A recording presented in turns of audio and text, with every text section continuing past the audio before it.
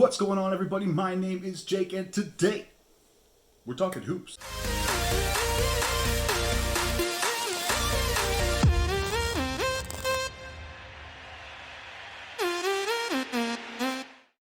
So, I'm sure everybody has seen the big news, the first real Woj bomb of the year, because I don't really count that Rondo trade, but Cam Reddish has been traded from the Atlanta Hawks to the New York Knicks. Now, I'm a big Cam Reddish fan.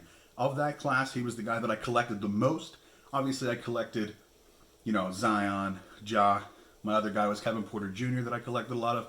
But Cam Reddish was my guy to collect and hold on to that I really put a lot of stock in.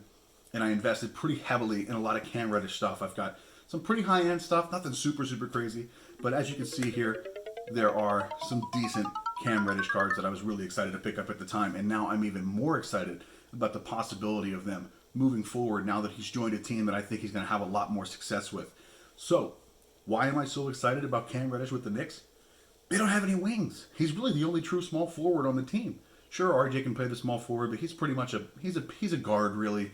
But Cam is, 6'8", long, big wingspan, can defend the perimeter, can defend against other wings. He's athletic to get out and run in transition, and he's got a great shot. Yeah, he's a little streaky. He's a little raw. But I honestly think he's one of the more talented young players in the league. And if he puts it all together, I think this is a guy that could be averaging 20 points a game for a long time. And I assume that he's going to be a future All-Star someday. Now, I think it's going to help him playing with his college teammate in RJ Barrett. I also think that he's been overshadowed everywhere else that he's been. So in college, he's with RJ and Zion. And Zion commanded so much of the ball in the media cycle back then in Duke. He was really all you heard about. Now, in Atlanta, he was kind of faced with the same thing with Trae Young, who just overshadows everybody there. And that's not a bad thing, not to take anything away from Trae. He's a great player, but you're kind of already seeing it happen with John Collins, who's the number 2 on that team. And there's rumors now that he's not getting enough touches and he's unhappy and may want out. So there were a lot of people today. I know I talked to my brother, and he said when he saw that the Atlanta Hawks made a trade, he assumed it was John Collins.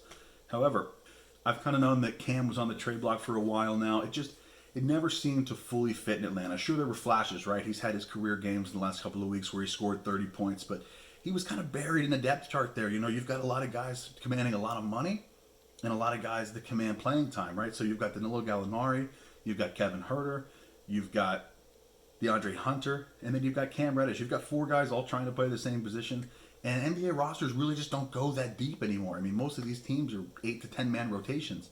So when you're at the bottom half of that, you're really going to struggle for minutes. And I think Cam has always been kind of a fluid, into the flow of the game kind of player, and that's why he appears to be streaky. But I think if he can become more consistent in his playing time, you'll see that translate to more consistent in his actual performance on the court as well. So with the Knicks, the thing that's great is they really don't have a true star. Sure, you've got Randall, you've got RJ Barrett, you've got Kemba Walker, you've got Evan Fournier. You've got good players, right? But you really don't have somebody that completely dominates the game and has to get their 25 shots in and is going to play 46 minutes, right? So I think he can go there and immediately make an impact. I expect him to score, he's averaging about 12 points a game right now, shooting around 38% from 3. I expect him to be 16, 17 for the rest of the year. I expect that 3-point percentage to probably stay about where it is. You might see it slide a bit at the beginning when he's kind of getting used to the new team and everything like that. But I expect Cam's numbers for the rest of the year. I think if you look at his splits the rest of the year, you're going to see 16 to 18 points, 5 rebounds, 3 assists, and somewhere between 38 and 40% from 3. And if he can do that, I think that'll be a great start for him, as he's only 22 years old. I mean, this is a guy who has all of the skills to be a future All-Star in this league. And I'm really excited to see where Cam goes. Now, this is the first of probably a few big trades this year. Obviously, there's some names out there, right? You have Russell Westbrook on the struggling Lakers. He probably will get moved. You've got Ben Simmons, who still has not played a game for the 76ers, and no one really knows what's going on there.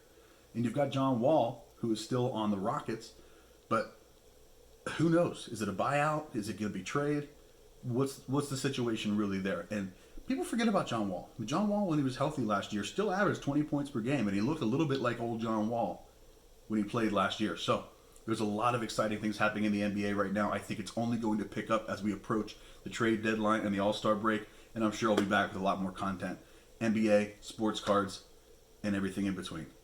Thanks so much. I'll see you next time.